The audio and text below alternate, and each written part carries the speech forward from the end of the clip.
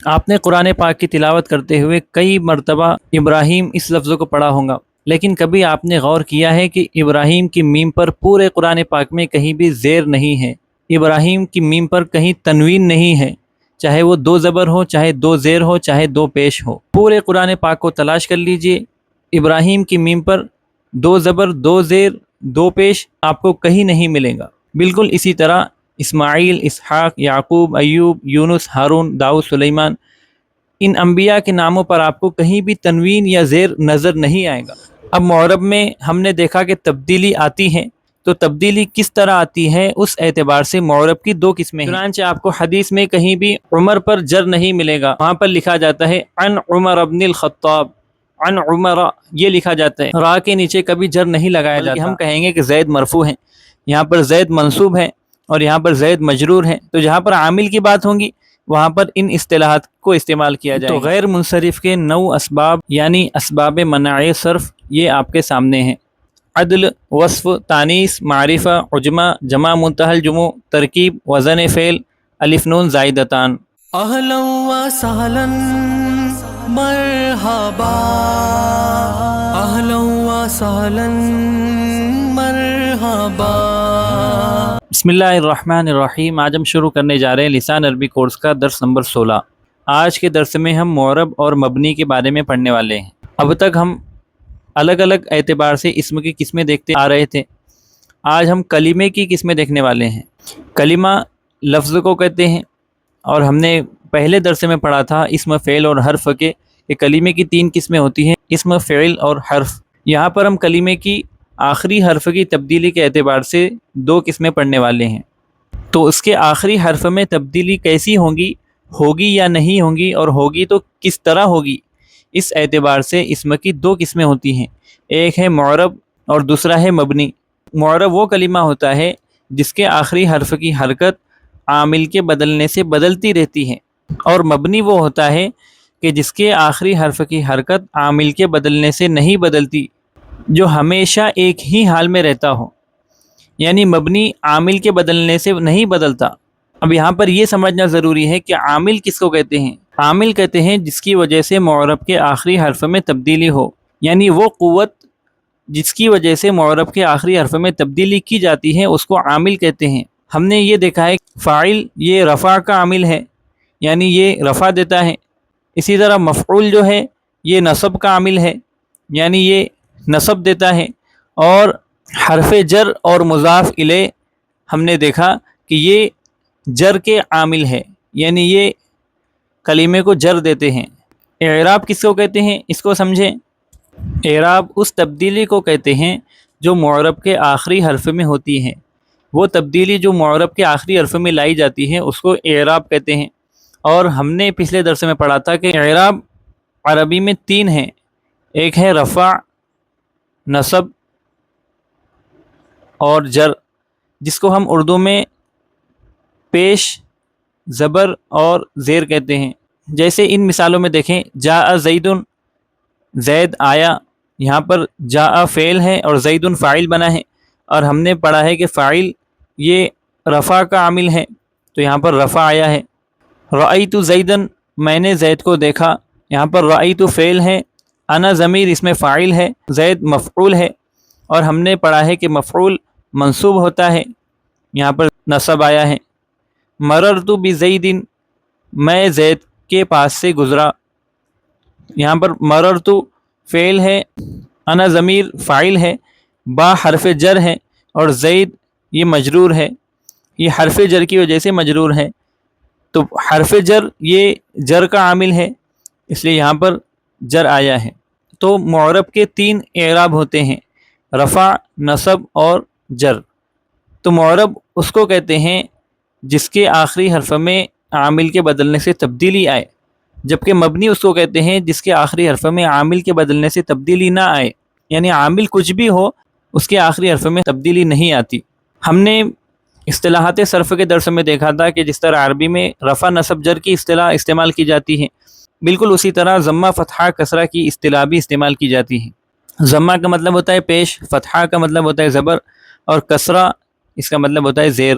اب ذہن میں رکھیں کہ رفع، نصب، جر یہ اصطلاحات وہاں استعمال کی جائیں گی جہاں ہم عامل کے ہونے کی بات کریں گے، یعنی ہم جہاں پر اس میں معرب کی بات کریں گے اور یہ کہیں گے کہ یہاں پر عامل ہے، تو وہ عامل رفع کا ہوگا یا نصب کا ہوگا یا جر کا ہوگا۔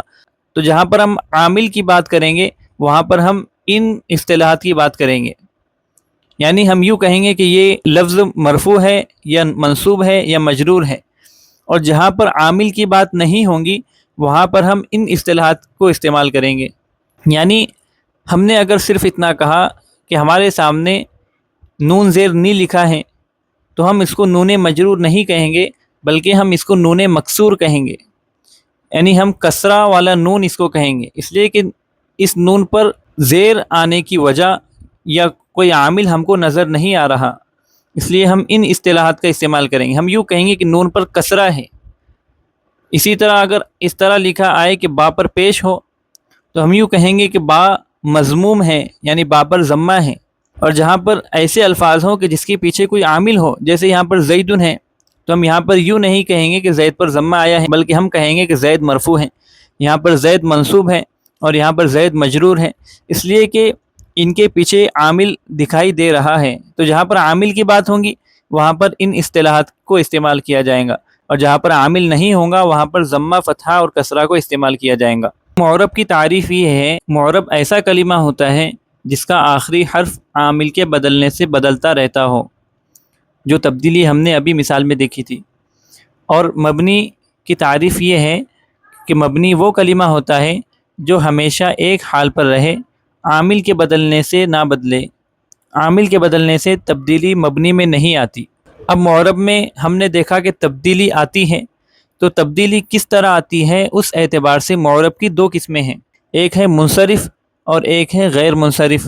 آج کے اس درس میں ہم معرب کے بارے میں ہی بات کرنے والے ہیں۔ آج کے درس میں ہم منصرف اور غیر منصرف کو سمجھنے والے ہیں۔ مبنی کیا ہوتے ہیں، ان کی 8 قسمیں کیا ہوتی ہیں، اس کو ہم اگلے درس میں دیکھیں گے انشاءاللہ۔ منصرف اور غیر منصرف کو سمجھنا کیوں ضروری ہے، پہلے اس کو دیکھ لیتے ہیں۔ منصرف پر رفع نصب جر تینوں حرکتیں آتی ہیں اور منصرف پر تنوین بھی آتی ہے، جبکہ غیر منصرف پر جر نہیں آتا، جر کی جگہ اس پر نصب آتا ہے اور اس پر تنوین بھی نہیں آتی۔ تو منصرف معرب کی وہ قسم ہوتی ہیں جس پر رفع بھی آتا ہے، نصب بھی آتا ہے، جر بھی آتا ہے اور اس پر تنوین بھی آتی ہے، یعنی اس پر تبدیلی جب ہوتی ہے تو اس پر رفع نصب جر اور تنوین یہ سب آ سکتے ہیں۔ لیکن جب ہم غیر منصرف کی بات کریں تو غیر منصرف پر رفع آتا ہے، اس پر نصب بھی آتا ہے لیکن اس پر جر نہیں آتا، غیر منصرف پر جر نہیں آتا، اور جہاں پر ایسا عامل ہو جو جر دیتا ہے تو جر کی جگہ اس پر نصب آتا ہے۔ اسی طرح غیر منصرف پر تنوین بھی نہیں آتی۔ یہاں پر ہم نحو میں غیر منصرف کے 9 اسباب دیکھنے والے ہیں، یعنی 9 سبب ایسے ہوتے ہیں، 9 چیزیں ایسی ہوتی ہیں کہ جو اگر کسی معرب میں پائی جائے تو اس کے بارے میں ہم فیصلہ کرتے ہیں کہ یہ غیر منصرف ہے، اور اگر اس میں سے کوئی چیز اس میں نہ پائی جائے تو ہم یوں فیصلہ کرتے ہیں کہ یہ منصرف ہے، اور پھر اس اعتبار سے ہم اس کی تبدیلی کا خیال کرتے ہیں۔ تو آئیے اب اسباب منع صرف یعنی غیر منصرف کے 9 اسباب کیا ہیں ان کو دیکھتے ہیں۔ غیر منصرف کے 9 اسباب یعنی اسباب منع صرف یہ آپ کے سامنے ہیں۔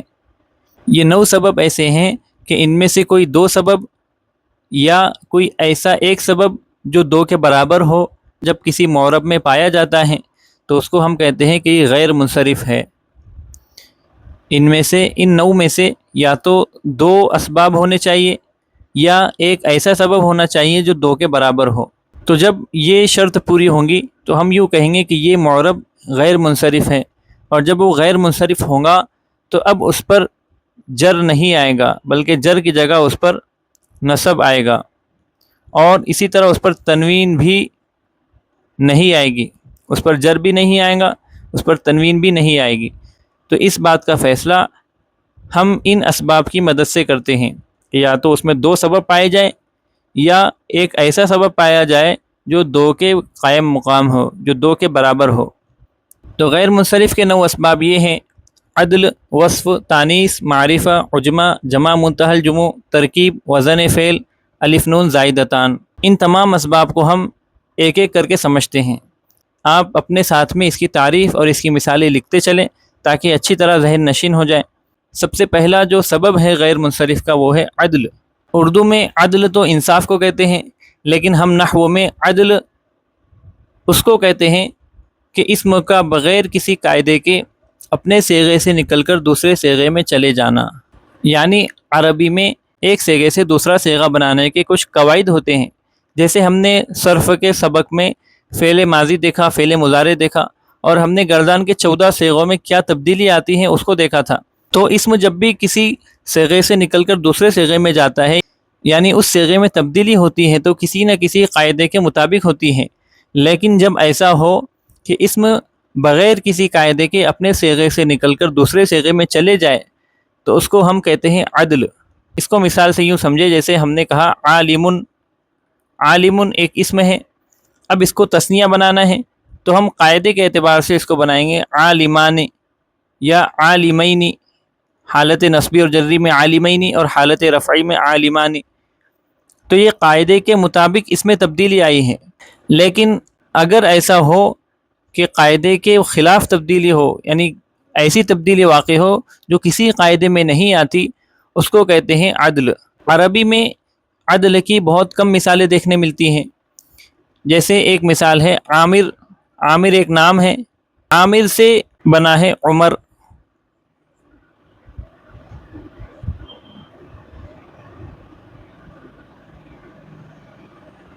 یہاں آپ دیکھیں عامر کا وزن ہے عامرن، یہ فاعلن کے وزن پر ہے، اور عمر یہ فعل کے وزن پر ہے، فعل۔ تو یہاں پر عامر سے عمر کس طرح بنایا گیا ہے اس کا کوئی قاعدہ نہیں ہے، بلکہ یہ بغیر کسی قاعدے کے اپنے اصلی صیغے سے نکل کر دوسرے صیغے میں چلا گیا، یعنی یہ بول چال میں استعمال ہونے لگا۔ تو اب اس کو کہتے ہیں کہ عمر میں عدل ہے۔ ہم یوں کہتے ہیں کہ عمر میں، یعنی اس اسم میں عمر میں عدل ہے۔ اسی طرح ظافر ایک اسم ہے عربی میں، ظافر سے بنا ہے ظفر۔ یہاں پر ظافر سے ظفر جو بنا ہے یہ بغیر کسی قاعدے کے بنا ہے، یہاں پر عربی کا کوئی قاعدہ استعمال نہیں ہوا، تو ہم کہتے ہیں کہ ظفر میں عدل ہے۔ اس کو آسان زبان میں یوں سمجھیں کہ اہل عرب میں کچھ الفاظ بغیر کسی قاعدے کے استعمال ہونے لگے تو ان کو کہا گیا کہ اس میں عدل ہے۔ چنانچہ عمر اہل عرب میں کئی مرتبہ نام رکھا جاتا تھا، ظفر بھی بہت عام نام ہے۔ یہ مثال ہوئی ناموں کی۔ اب ایک مثال دیکھیں، عربی میں 3 کو کہا جاتا ہے ثلاثتن، اور اگر ہم نے کہا ثلاثتن ثلاثتن تو اس کا مطلب ہوگا 3 3 3 3۔ اب اس سے ایک اسم بنا ہے ثلاثو، اور یہ اسم بغیر کسی قاعدے کے بنا ہے۔ ثلاثو کا مطلب وہی ہوتا ہے جو ثلاثتن ثلاثتن کا مطلب ہوتا ہے۔ ثلاثو کا مطلب ہوتا ہے 3 3۔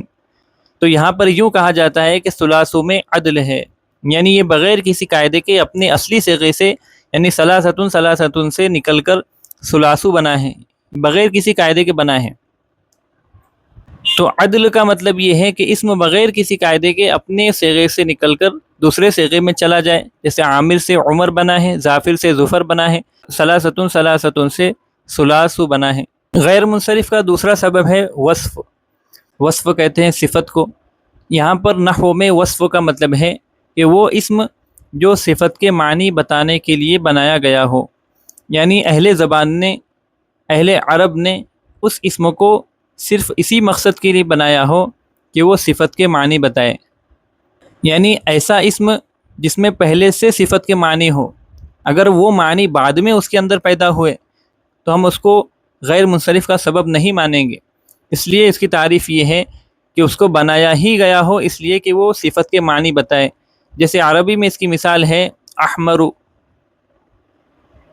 احمرو کا مطلب ہوتا ہے سرخ یا لال، احمرو۔ اسی طرح اسود، اسود کا مطلب ہوتا ہے کالا، ابیض اس کا مطلب ہوتا ہے سفید۔ تو یہاں پر آپ دیکھیں کہ لال ہونا اس کی صفت ہے، اور اس کو بنایا ہی اس لیے گیا ہے کہ یہ اس معنی کو بتائے۔ تو یہ تمام اسماء یہ ایسے ہیں کہ جن کو صفت کے معنی بتانے کے لیے بنایا گیا ہے، تو ہم کہتے ہیں کہ یہ وصف ہے، اور یہ غیر منصرف کے 9 سبب میں سے ایک سبب یہ بھی ہے۔ تیسرا سبب ہے تانیث۔ تانیث کا مطلب ہوتا ہے مؤنث ہونا۔ تانیث کے بارے میں آپ مذکر مؤنث کے سبق میں بہت اچھی طرح سے پڑھ چکے ہیں، اور وہاں پر ہم نے اس کی مثالیں دیکھی تھی، اور وہاں پر ہم نے یہ بھی دیکھا تھا کہ تانیث کی 3 علامتیں ہوتی ہیں، جن میں سے ایک ہے گولتا، ایک ہے الف مقصورہ، اور ایک ہے الف ممدودہ۔ تو اس کو ہم یوں کہہ سکتے ہیں کہ تانیث یا تو گول تا کی وجہ سے ہوں گی یا الف کی وجہ سے ہوں گی، چاہے وہ الف مقصورہ ہو چاہے الف ممدودہ ہو۔ تو تانیث یا تو گول تا کی وجہ سے یا تانیث الف کی وجہ سے۔ اس کی مثال جیسے زینب۔ اب زینب جو ہے اس میں نہ تو گولتا ہے، نہ الف مقصورہ، اور نہ ہی الف ممدودہ ہے، لیکن یہ زینب پھر بھی مؤنث ہے، اس لیے کہ ہم نے مذکر مؤنث کے سبق میں پڑھا ہے کہ کچھ مؤنث ایسے ہیں کہ جس میں تانیث کی علامت موجود نہیں ہوتی، پھر بھی اہل زبان ان کو مؤنث مانتے ہیں، اور ان کو مؤنث سماعی کہا جاتا ہے۔ تو زینب یہ مؤنث سماعی ہے۔ اسی طرح مریم یہ مؤنث سماعی ہے۔ اسی طرح صغرا یہ نام ہونے کی وجہ سے بھی مؤنث سماعی ہے، اور اس میں تانیث کی علامت الف مقصورہ موجود ہے۔ اسی طرح ہم نے کہا صحرا، تو یہاں پر الف ممدودہ موجود ہے جو تانیث کی علامت ہے۔ کسی بھی اسم کا مؤنث ہونا، چاہے وہ تانیث کی علامت کی وجہ سے ہو چاہے وہ مؤنث سماعی ہونے کی وجہ سے ہو، یہ غیر منصرف کے 9 سبب میں سے ایک سبب ہے۔ یہاں پر ایک بات سمجھیں، تانیث اس اسم میں الف مقصورہ کی وجہ سے ہو یا الف ممدودہ کی وجہ سے، جس کو ہم کہتے ہیں تانیث بالالف،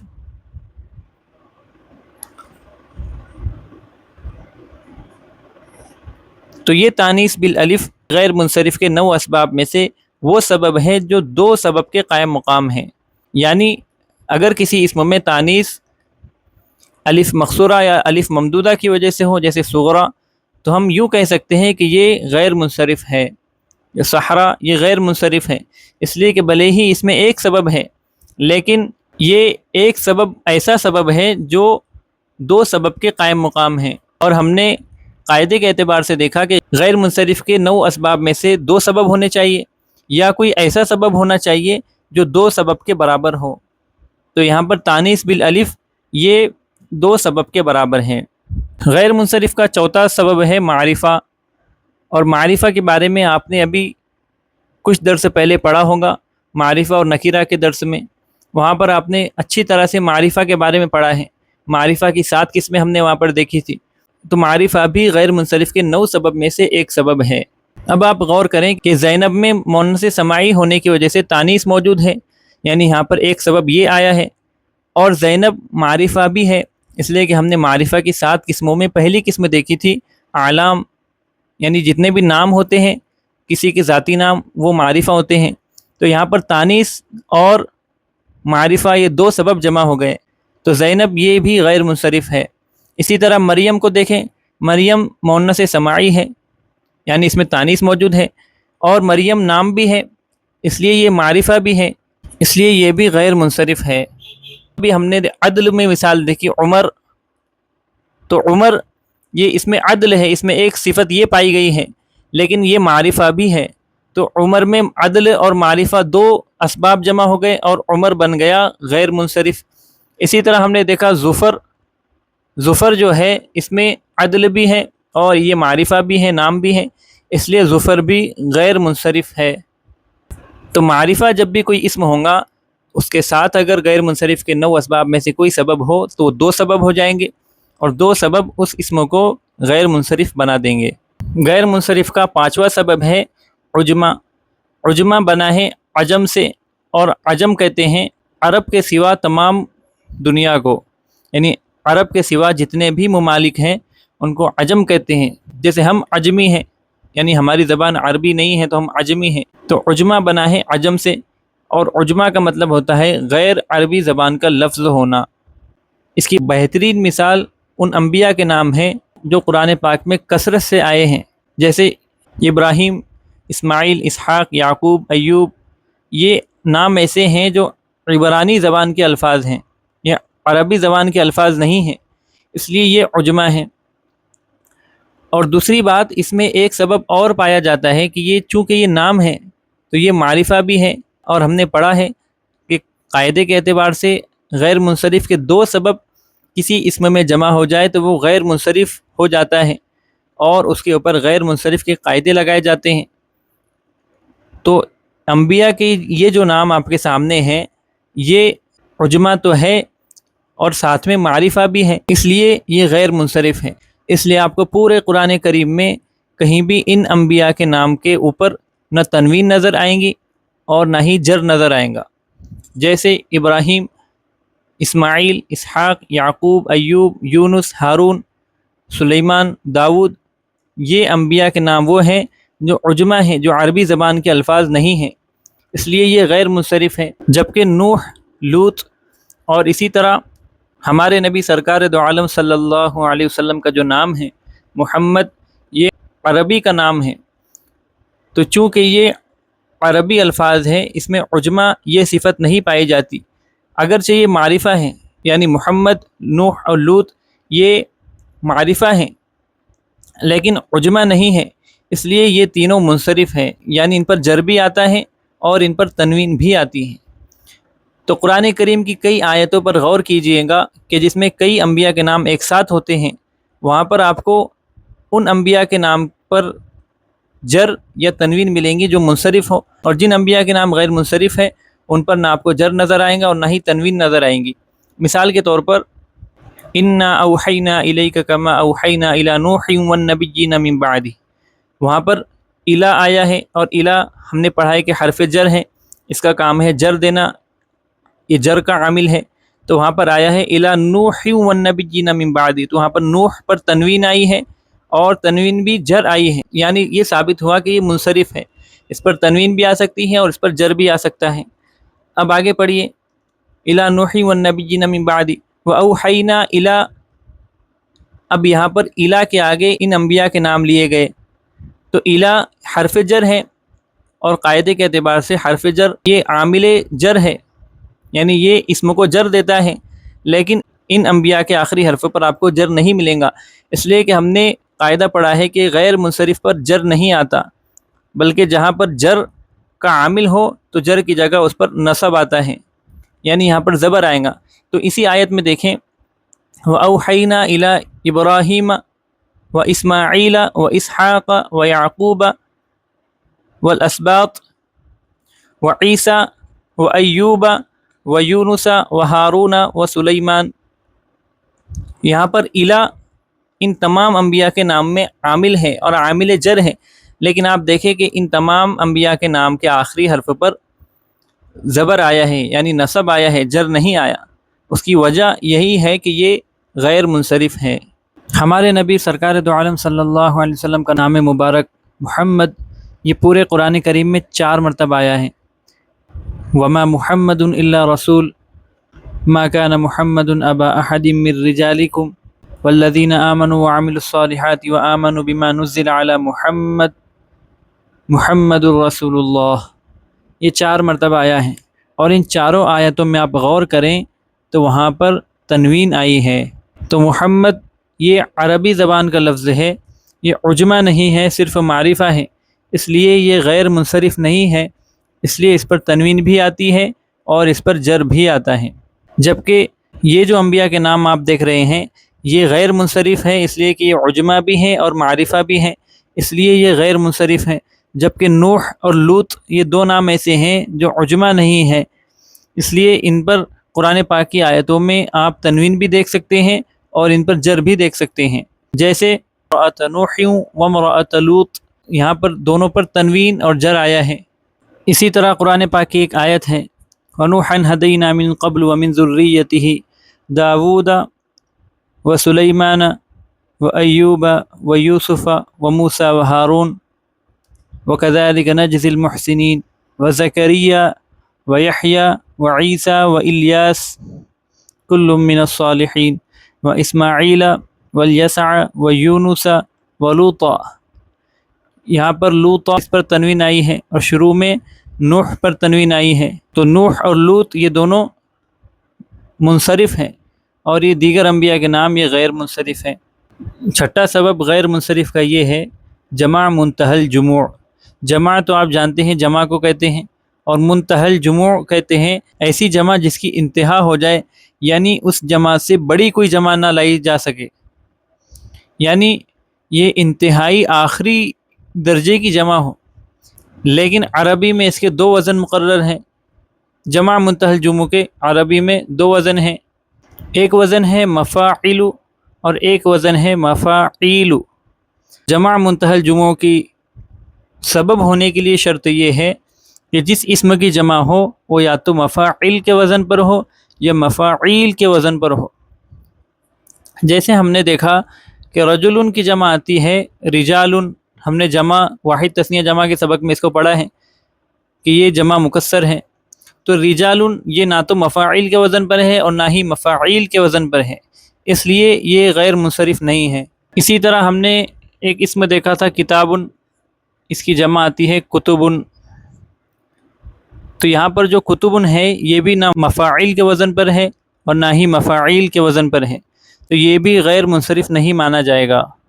تو جمع منتہی الجموع کے لیے شرط یہ ہے کہ وہ جمع یا تو مفاعیل کے وزن پر ہو یا مفاعیل کے وزن پر ہو۔ جیسے مثال کے طور پر مسجد ایک اسم ہے اور اس کی جمع آتی ہے مساجد،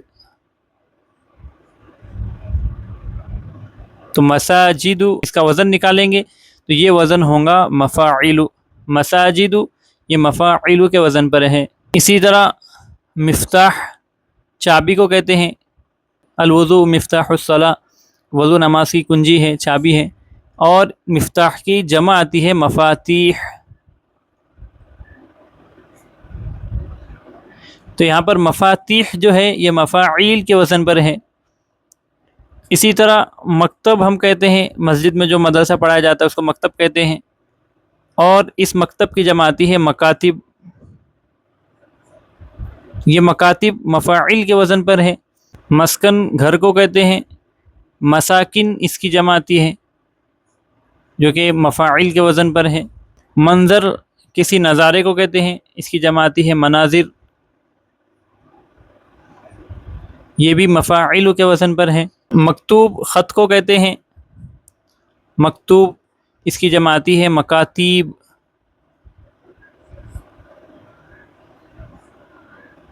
مکاتیب یہ مفاعیل کے وزن پر ہیں۔ تو ایسے بہت سارے الفاظ ہم اردو میں بھی استعمال کرتے ہیں اور عربی میں بھی آپ کو اس کی کئی ساری مثالیں مل جائے گی۔ تو جمع منتہی الجموع کا مطلب ہوتا ہے کہ کسی اسم کی جمع جو مفاعیل کے وزن پر ہو یا مفاعیل کے وزن پر ہو۔ اب یہاں پر ایک خاص بات جو سمجھنے کی ہے وہ یہ کہ جمع منتہی الجموع بھی دو سبب کے قائم مقام ہے، یہ ایک ایسا سبب ہے جو دو سبب کے قائم مقام ہیں، یعنی یہ جس اسم میں یہ سبب پایا جائے گا یہ شرط پوری ہوگی، اس کے لیے کوئی اور شرط کا پورا ہونا ضروری نہیں ہے بلکہ اس کو غیر منصرف مان لیا جائے گا۔ یعنی آپ نے یہاں پر جن الفاظ کو ابھی مثال کے طور پر دیکھا ہے یہ تمام غیر منصرف میں شامل ہے، اس لیے کہ یہ جمع منتہی الجموع کے وزن پر ہے اور یہ ایک سبب ایسا ہے جو دو سبب کے برابر ہیں۔ اس سے پہلے ہم نے دیکھا تھا کہ تانیث بالالف یعنی الف مقصورہ یا الف ممدودہ کے ذریعے تانیث آنا، تانیث بالالف دو سبب کے قائم مقام تھی، اور یہاں پر ہم نے دیکھا کہ جمع منتہی الجموع دو سبب کے قائم مقام ہیں۔ تو غیر منصرف کے 9 اسباب میں صرف تانیث بالالف اور جمع منتہی الجموع یہ دو سبب ایسے ہیں کہ جن میں سے ہر ایک دو سبب کے قائم مقام ہیں۔ غیر منصرف کا 7واں سبب ہے ترکیب۔ ترکیب کہتے ہیں جوڑنے کو، ملانے کو۔ یہاں پر ترکیب کا مطلب ہے دو کلموں کو بغیر اضافت کے جوڑ دینا۔ اضافت کہتے ہیں مضاف مضاف الیہ ہونے کو، یعنی دو کلموں کو اس طرح جوڑنا کہ وہ آپس میں مضاف مضاف الیہ بھی نہ ہو، اس کو کہتے ہیں ترکیب۔ جیسے ہم نے کہا قلم زیدن، زید کی قلم، یہاں پر قلم ایک کلمہ ہے اور زید ایک کلمہ ہے، اور ہم نے ان دونوں کو جوڑا ہے، لیکن اس کو غیر منصرف کا سبب نہیں مانا جائے گا، اس لیے کہ ہم نے اس کو اضافت سے جوڑا ہے۔ ہم نے قلم کی نسبت زید کی طرف کی ہے اور یہاں پر مضاف مضاف الیہ بنایا ہے، تو یہ اس کی مثال نہیں ہے۔ اسی طرح اس کے لیے شرط یہ ہے کہ ان دو کلموں کو بغیر اسناد کے جوڑا گیا ہو۔ ہم نے مبتدا خبر کے درس میں دیکھا تھا کہ جیسے زید قائم، یہ ایک جملہ ہے، یہاں پر بھی دو کلمے ہیں، زید ایک کلمہ ہے، قائم ایک کلمہ ہے، اور ہم نے ان کو بغیر اضافت کے جوڑا ہے۔ یہ دونوں آپس میں مضاف مضاف الیہ نہیں ہیں، لیکن یہ مبتدا ہے اور یہ اس کی خبر ہے اور یہ جملہ اسمیہ ہے۔ تو یہاں پر شرط یہ ہے کہ ان دو کلموں میں نہ تو اضافت پائی جائے اور نہ اسناد پائی جائے۔ اسناد کہتے ہیں مبتدا خبر ہونے کو۔ اس کی مثال جو عربی میں ملتی ہے وہ ہے بعل اور ایک بکا۔ بعل ایک کلمہ ہے اور بکا ایک کلمہ ہے، اور اب ان دونوں کو جوڑ کر بنا لیا گیا ہے بعل بکا۔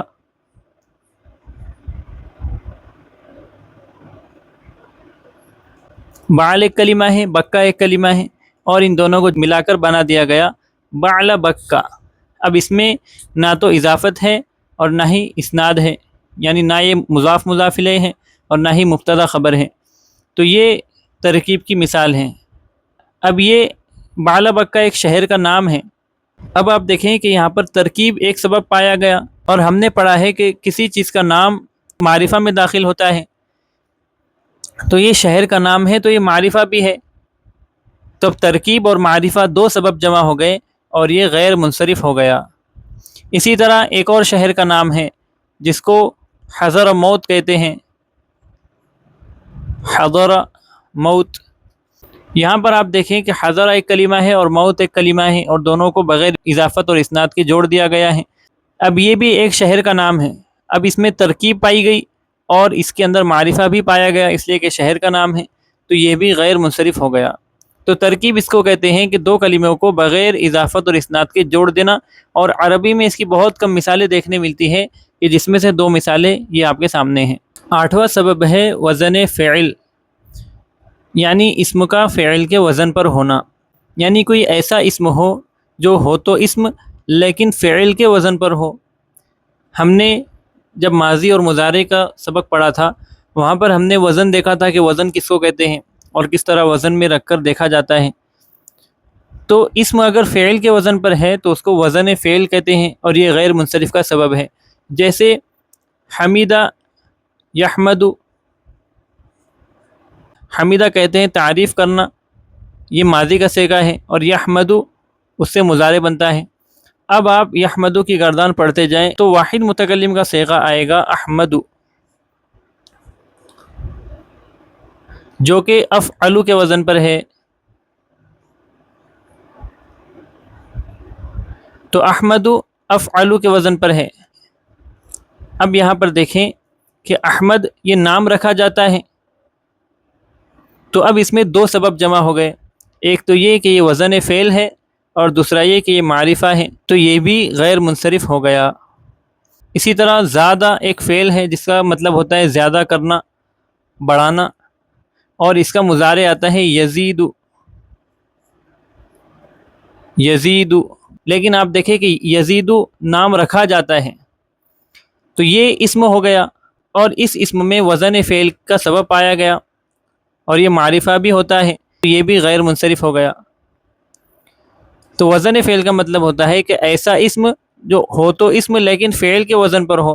تو احمد اور یزید یہ اسم ہے، احمد اور یزید یہ اصل میں فعل تھے، یہ فعل کا وزن ہے لیکن اس کو اسم میں استعمال کر لیا گیا، ان کا نام رکھ کر ان کو اسم بنا دیا گیا، تو یہ فعل کے وزن پر اسم ہے اور یہ معرفہ بھی ہے، اس لیے یہ غیر منصرف ہے۔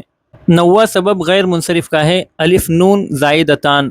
زائدتان کہتے ہیں دو زائد کو، اس کو تثنیہ میں لایا گیا ہے، یعنی اسم کے آخر میں زائد الف اور زائد نون کا ہونا۔ جیسے عثمان، یہاں پر آپ دیکھیں عثمان یہ ایک ایسا اسم ہے جس کے آخر میں الف اور نون زائد آئے ہیں۔ اسی طرح سلمان، نعمان. اردو میں بھی ہم کئی سارے نام ایسے رکھتے ہیں جن کے آخر میں الف نون زائدتان ہوتے ہیں. تو جہاں بھی کسی اسم کے آگے الف اور نون زائدتان آئیں گے اس میں یہ سبب پایا جائے گا. اب آپ دیکھیں کہ یہ تینوں نام رکھے جاتے ہیں تو یہ معرفہ بھی ہو گئے، تو اب یہ بھی غیر منصرف مانے جائیں گے.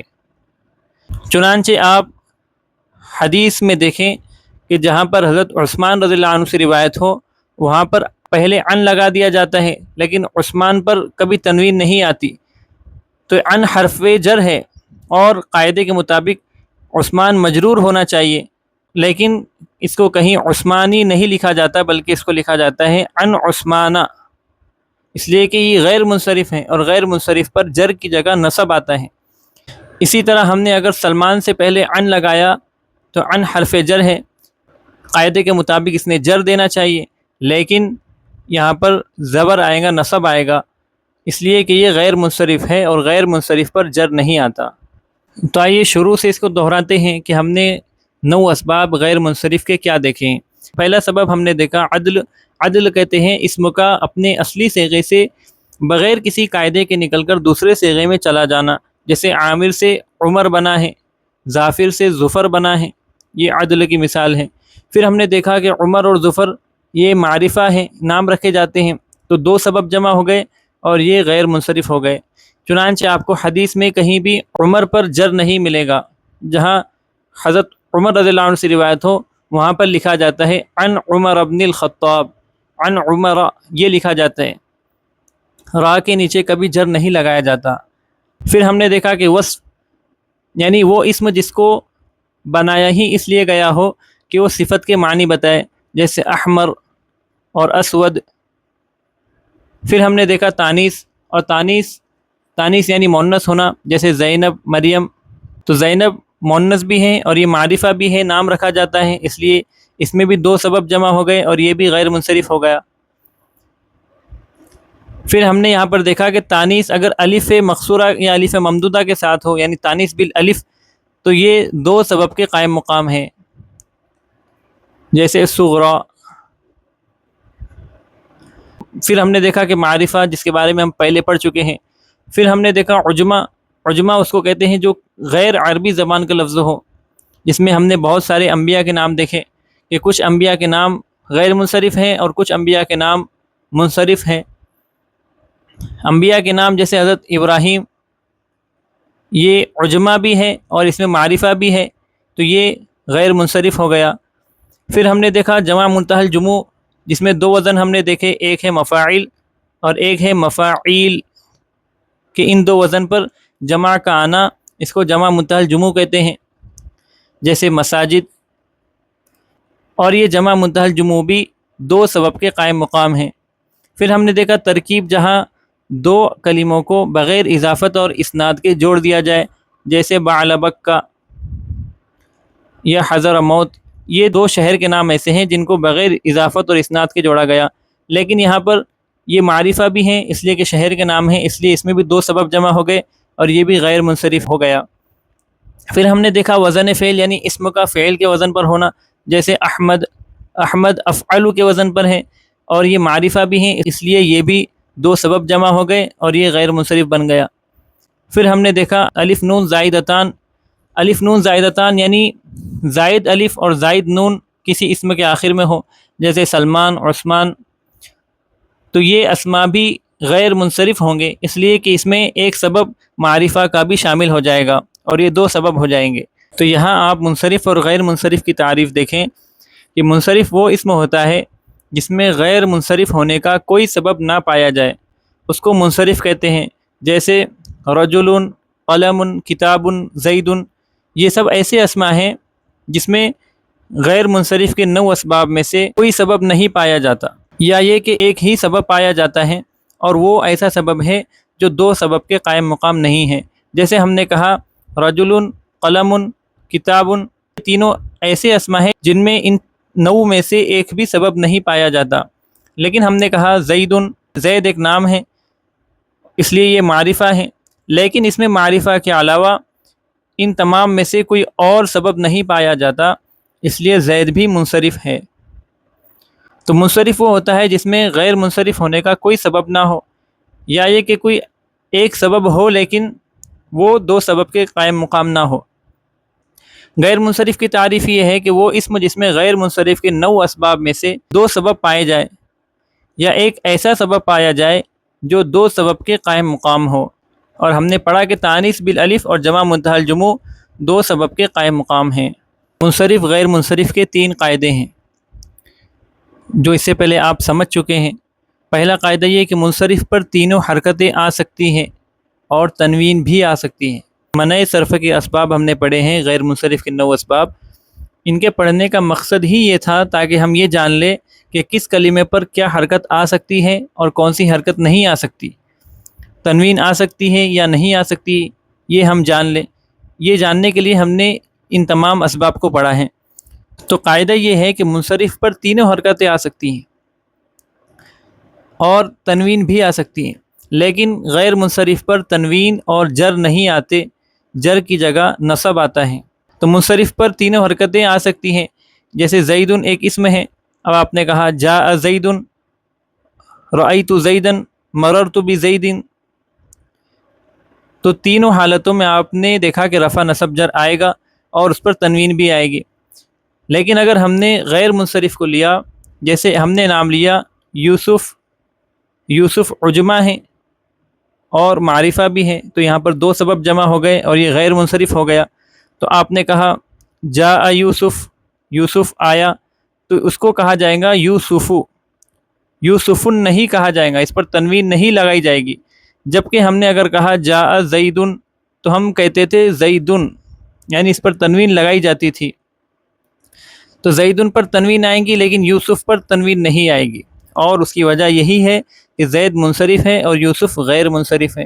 تو یہاں پر دیکھیں جاء یوسف میں جاء فعل ہے اور یوسف فاعل ہے، اور فاعل یہ حالت رفعی میں ہوتا ہے، اس لیے یہاں پر رفع آیا ہے۔ اب ہم نے کہا رأیت یوسف کہ میں نے یوسف کو دیکھا، تو رأیت فعل، اس میں انا ضمیر فاعل اور یوسف مفعول، اور ہم نے پڑھا ہے کہ مفعول منصوب ہوتا ہے، یہاں پر کہا جائے گا یوسفا، اس کو یوسفن نہیں کہا جائے گا۔ جبکہ ہم نے اگر رأیت زید کے شروع میں لگایا رأیت زیدن تو یہ ہو جائے گا زیدن، اس لیے کہ یہ منصرف ہے۔ پھر ہم نے کہا مررت بی یوسف کہ میں یوسف کے پاس سے گزرا، مررت بی یوسف، میں یوسف کے پاس سے گزرا۔ تو اب یہ مررت فعل ہے، با حرف جر ہے، اور یوسف یہ حالت جری میں ہے، اس لیے کہ اس کے شروع میں حرف جر آیا ہے۔ قاعدے کے حساب سے غیر منصرف پر جر نہیں آتا بلکہ جر کی جگہ نصب آتا ہے، تو یہاں پر جر نہیں آئے گا بلکہ یہاں پر بھی نصب لایا جائے گا، تو یہ ہوگا مررت بی یوسفا۔ جبکہ اگر مررت ہم نے زید کے شروع میں لگایا تو یہ ہوگا مررت بی زیدن، یہاں پر جر آئے گا، یہ فرق ہے۔ اسی طرح ہم نے پڑھا ہے کہ مضاف الیہ ہمیشہ مجرور ہوتا ہے، تو اگر آپ نے کہا قلم زیدن، قلم زیدن زید کی قلم، تو زیدن مجرور ہوگا، لیکن آپ نے کہا یوسف کی قلم تو اس کو لکھا جائے گا قلم یوسفا، یہاں پر مضاف الیہ مجرور نہیں لایا جائے گا بلکہ یوں کہا جائے گا کہ یہ حالت جری میں ہے، لیکن غیر منصرف ہونے کی وجہ سے اس پر جر نہیں آ سکتا بلکہ جر کی جگہ اس پر نصب آتا ہے۔ جس طرح سورہ اعلیٰ کی آخری آیت ہے صحف ابراہیم و موسیٰ، تو صحف ابراہیم، وہاں پر ابراہیم صحفی مضاف ہے اور ابراہیم مضاف الیہ ہے، اور مضاف الیہ قاعدے کے حساب سے مجرور ہوتا ہے، لیکن ابراہیم چونکہ غیر منصرف ہے اور غیر منصرف پر حالت جری میں جر نہیں آتا بلکہ جر کی جگہ نصب آتا ہے، اس لیے ابراہیم پر مضاف الیہ ہونے کے بعد بھی نصب آیا ہے۔ پھر ہم نے دوسرا قاعدہ دیکھا کہ تانیث بالالف اور جمع منتہی الجموع 2 سبب کے قائم مقام ہیں، یعنی تانیث بالالف اور جمع منتہی الجموع مفاعل یا مفاعیل کے وزن پر ہونا، یہ 2 سبب ایسے ہیں کہ ان کے آنے کے بعد کسی اور سبب کی ضرورت نہیں ہے بلکہ یہ 2 سبب ہی اکیلے 2 سبب کے قائم مقام ہیں۔ تیسرا قاعدہ یہ ہے کہ غیر منصرف پر جب الف لام ہو یا وہ دوسرے اسم کی طرف مضاف ہو تو اس پر حالت جری میں زیر آ سکتا ہے۔ اب آپ دیکھیں غیر منصرف ہونے کے لیے ان 9 اسباب میں سے 2 سبب ہونے چاہیے، یا ایک سبب ایسا ہونا چاہیے جو 2 سبب کے قائم مقام ہو۔ عدل میں ہم نے مثال دیکھی عمر، جو کہ معرفہ ہے، نام ہے۔ تانیث میں آپ دیکھیں تو نام آپ کو ملیں گے، معرفہ میں تو نام ہوتے ہیں، عجمہ میں بھی ہم نے نام دیکھے، ترکیب میں شہروں کے نام آئے، اور وزن فعل میں بھی آپ نے احمد نام دیکھا، اور الف نون زائدتان اس میں بھی سلمان، نعمان، یہ سب نام ہیں۔ اور جو نام ہوتے ہیں تو آپ نے پڑھا ہے کہ نام معرفہ ہوتے ہیں، اور قاعدے کے مطابق معرفہ پر الف لام نہیں آتا، بلکہ کسی نکیرہ اسم کو معرفہ بنانے کے لیے الف لام اس پر لگایا جاتا ہے، کہ جس کو لام تعریف کہتے ہیں۔ یہ ہم نے معرفہ نکیرہ کے سبق میں دیکھا ہے۔ تو یہ جو تیسرا قاعدہ ہے کہ غیر منصرف پر جب الف لام ہو تو غیر منصرف پر کس غیر منصرف پر الف لام ہو سکتا ہے، پہلے اس کو سمجھ لیں، کیونکہ عدل میں، تانیث میں، عجمہ میں، ترکیب، وزن فعل اور الف نون زائدتان، اس میں تو الف لام آنے سے رہا کیونکہ یہ معرفہ ہے، تو اس پر الف لام نہیں آئے گا۔ تو پھر الف لام یا تو جمع منتہی الجموع میں آ سکتا ہے یا وصف میں آ سکتا ہے۔ جیسے ہم نے کہا کہ ذہبت الی المقابر، ذہبت مطلب میں گیا، الی یعنی کی طرف، اور مقابر کہتے ہیں قبرستان، قبروں کی جگہ، تو میں قبرستان کی طرف گیا۔ یہاں پر دیکھیں مقابر جو ہے یہ جمع منتہی الجموع یعنی مفاعل کے وزن پر ہے، اور یہ اکیلا 2 سبب کے قائم مقام ہے، یعنی مقابر یہ غیر منصرف ہے۔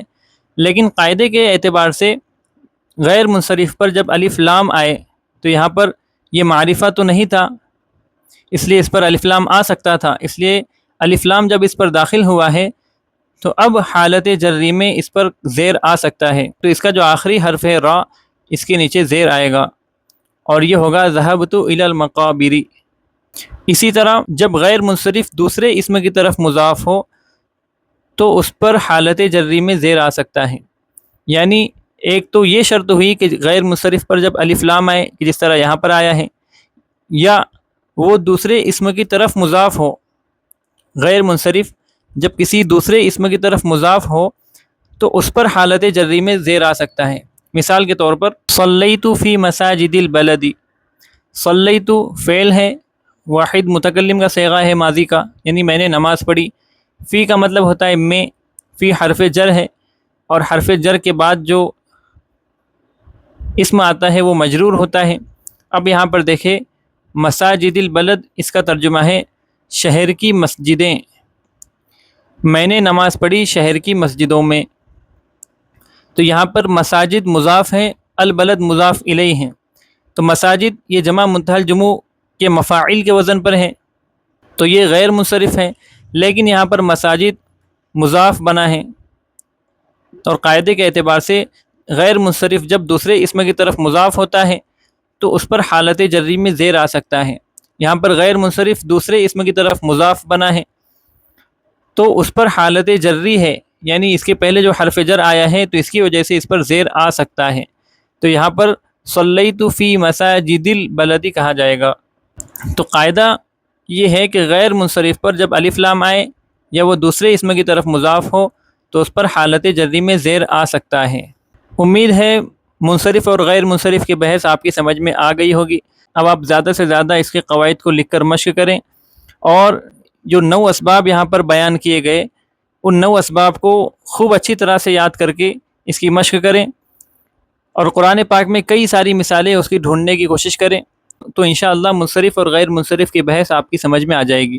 اب تک ہم نے جو بات کی یہ معرب کے بارے میں ہم نے بات کی کہ معرب کی 2 قسمیں ہیں، منصرف اور غیر منصرف۔